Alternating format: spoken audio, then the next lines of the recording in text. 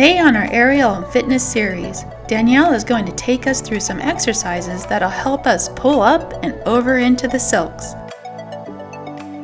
This can sometimes take a while, but with enough practice and dedication, you'll be up and having fun in no time. So join us on this episode of Healthy Epic Living.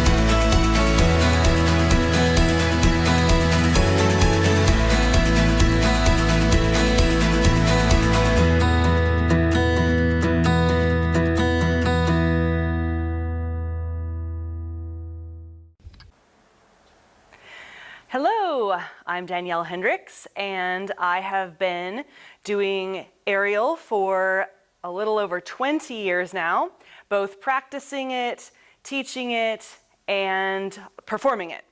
Now, this exercise I'm about to show is called a tuck rock or a ball egg roll, and it was taught to me as a basic or fundamental skill in the fabric.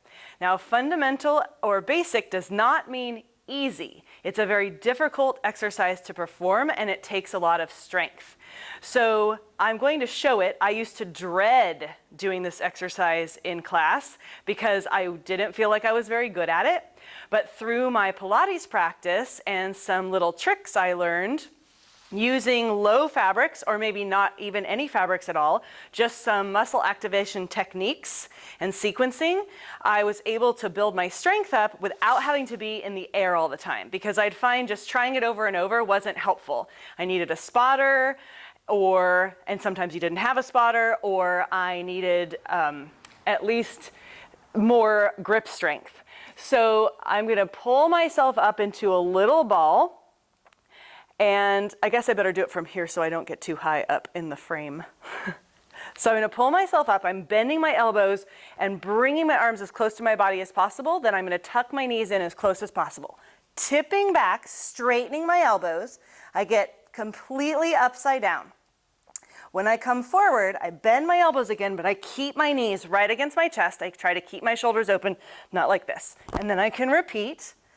Now, it's taken me all these 20 years to really feel like I can actually do that exercise over and over again without feeling like my legs are going to fall down. And I'll tell you, after the pandemic, during the pandemic, when I didn't get to practice this weekly, I was not so good at it when I came back. I'm going to go down to the floor now and show you a little exercise that you can do at home if you have one of those little, maybe you don't have a fabric, but perhaps instead you have one of those doorway things that are popular now with sort of the yoga sling.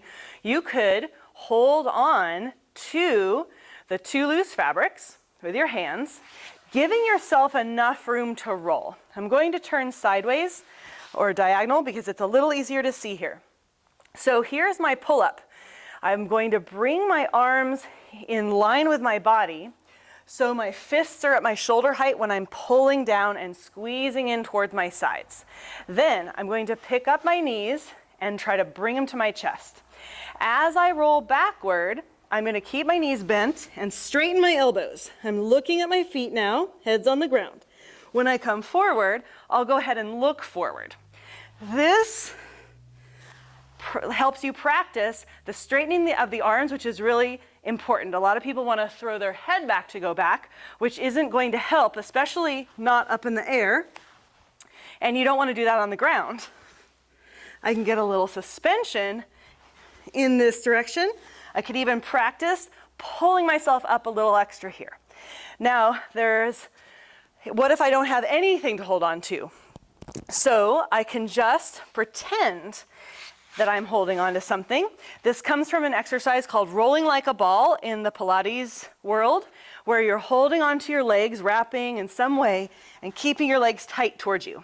A lot of people need to kick it first, and that will still help you with things like pullovers, which I'll show a little later. So if I do my aerial fabric version, I have my imaginary fabric, or maybe trapeze bar, and I'm gonna push it to straighten my elbows down on the mat and then pull to pull my hands in to my shoulders. Push and pull. Okay, so I'm going to teach another exercise on the floor using the fabrics that's called jackknife. And this one is the original Kathy Grant exercise with the Cadillac straps that she sort of developed to help people spot themselves. So this is a perfect exercise for aerial. It's going to take a little bit of setup. You can do it without doing this, but it's a lot harder to hold on to. So I'm going to make a little overhand knot, or maybe this is called an underhand knot. Tammy will have to tell me. In the fabric, which is just a basic slip knot. And of course I'm going to do it wrong. Oh yeah, this is an overhand knot, right? So I'm making my little slip knot, and here's the hard part. I'm going to try to get them even, and then my little loops are way easier to hold on to than trying to grip the fabric. That said, I could always hold on top of the knot, which does all make it a little easier as well. So I could choose either of those two things for my grip strength. I want the fabric to be about in line with my legs when I'm down in this position here. I'm going to set my feet in parallel first on top of the fabrics and just warm up my back a little bit with this jackknife. I'm holding on and I'm rolling up, lifting into a bridge and rolling back down. Kathy Grant just called this the spine lift. This is another one of her exercises. Also, I just reminded myself to keep my elbows straight. If your feet pop into the fabrics, like mine's starting to do here, I'll show it, that's okay. Push up and down. Try to keep your feet even, and definitely try to keep them from wobbling in and out. So you're steadying the fabrics, which gives your hamstrings a lot of control. That's what you need for the jackknife. Legs together. I'm going to push down in my straps here and roll over and lift my legs and open my hips, turn my legs out and reach to the fabric. So I'm opening the front of my hip right here, and that is pretty key. Then I'm going to slide down with straight legs. So my leg is turned out. I'm on this outside pinky edge of the foot all the way down to slide. So that's a little bit different than the spine lift I was showing. Let me get a better angle here.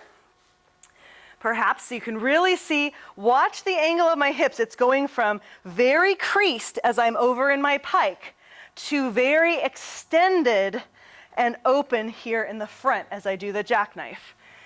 I'm going to use my breath. Straight elbows, lifting, and rolling down. Do that one more time. Reach, open the hips.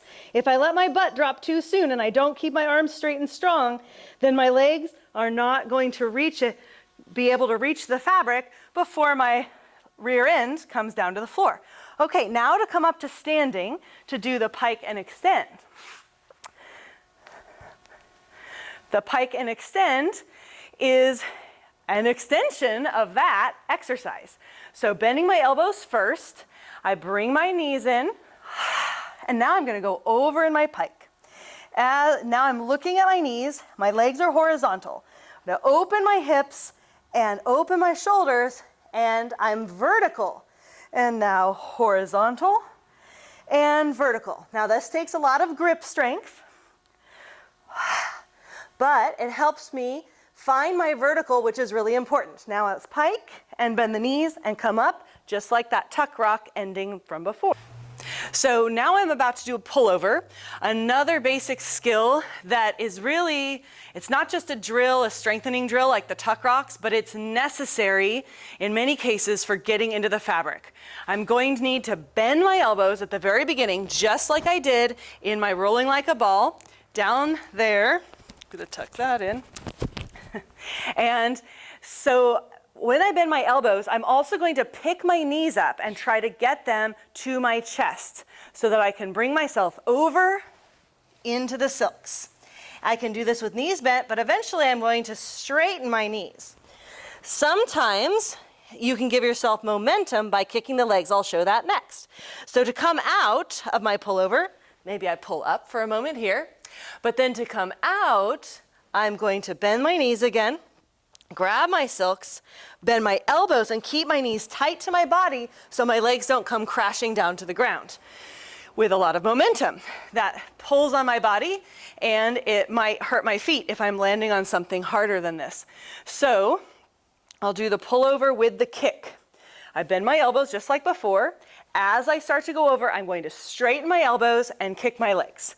So knees in and straighten and kick, same time. That gave me more momentum, and it was easier to get over. And then I have the ability to come up and turn around, and there I am in my sitting position in the fabric. Hooray! Here I am back up in the silks after having done my pullover, which may feel like a daunting exercise in the beginning, but it's the means to an end. It's really fun to be up here. It's empowering. Once I get up in the silks, I feel strong. I can swing sometimes if I was going to give myself some momentum. Hold on with one hand. Maybe we get to do different tricks. I'll go upside down in one of my favorite moves here, the sacrum hang.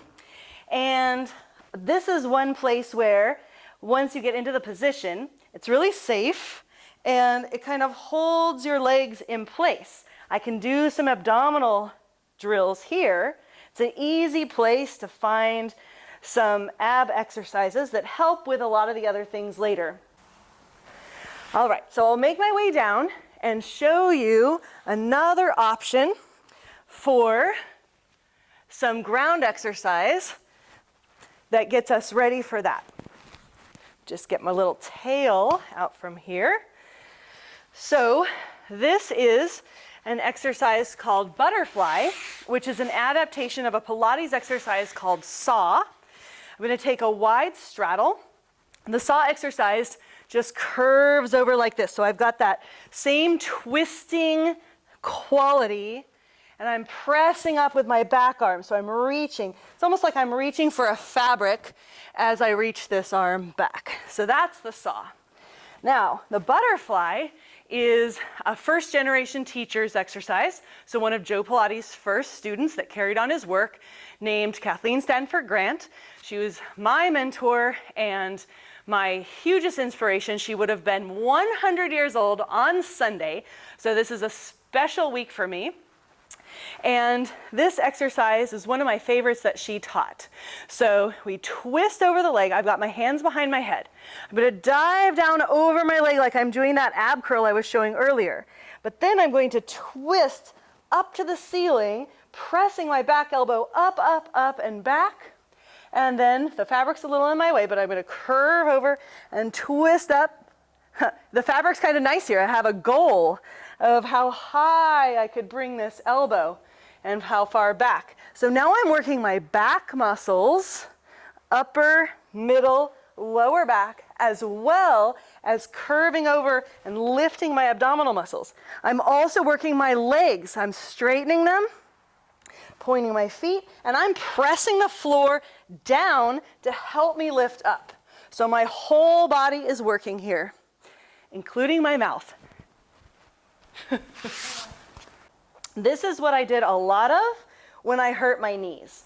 I spent a lot of time performing on stilts, and still do. And in about 15 years ago, maybe 16, 17 now, I really tore up both knees using the stilts.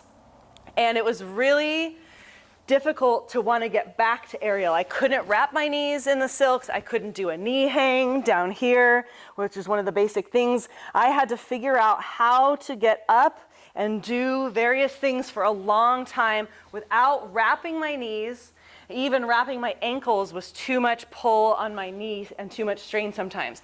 Even just climbing the silks with one leg or the other at different times was too painful, and a lot of times I wanted to give up. But I did not give up. I kept finding ways to strengthen myself and get stronger in my grip and in my abdominals and my back and other parts of my body which didn't involve twisting things around my knees. And eventually, after almost a year, I was able to go back to doing some of the climbing and ankle hangs and locks on the feet that I was not able to do when my knees were really painful. I did not get surgery. I just did rehabilitation with Pilates exercises and some other different kinds of physical therapy exercises. And I'm glad that I didn't do the surgery because I wouldn't have the same range of motion in my joints that I do now. So it was worth the effort and the time that it took to rehabilitate. And I'll go back into my little upside down position. So because I practiced I'll turn myself around, my favorite little abdominal drills here, and I'll show another one. You can twist to the side, you can do side bends, and kind of twist around. And I'll show a butterfly exercise soon that is like that. When I go to come up, I have to use that abdominal strength to pull myself up. So now that I can wrap my knees, I can pull myself into kind of a frog, and maybe it's a little yoga frog position. I feel very relaxed here. My back's getting some traction. It's lovely, so I get that reward. I can twist around, get a little more back traction.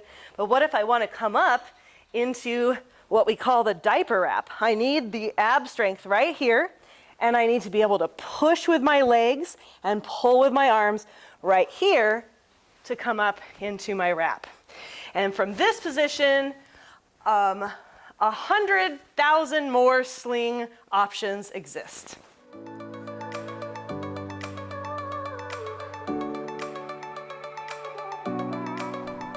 Hey, well, there you go. Some more fabulous exercises to help you build that strength and get you up and into the silks.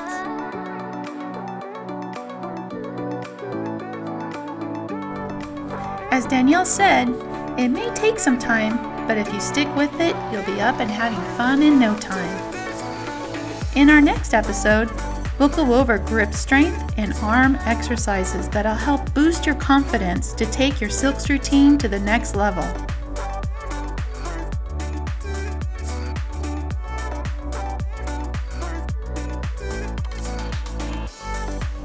In the meantime, feel free to join us in person at healthyepicliving.com.